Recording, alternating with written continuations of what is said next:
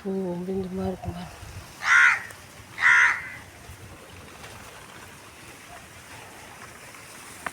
அதான்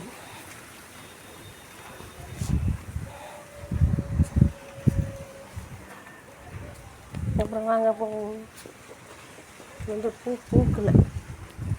இது வந்து இந்த பூ வந்து பூ பார்க்குறோமா,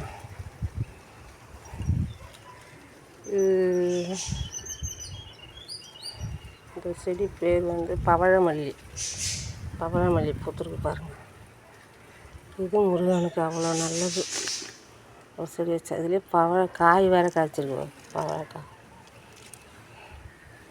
பூ பூத்துருக்கு பாருங்கள். பவழமல்லி முருகனுக்கு அவ்வளோ இது.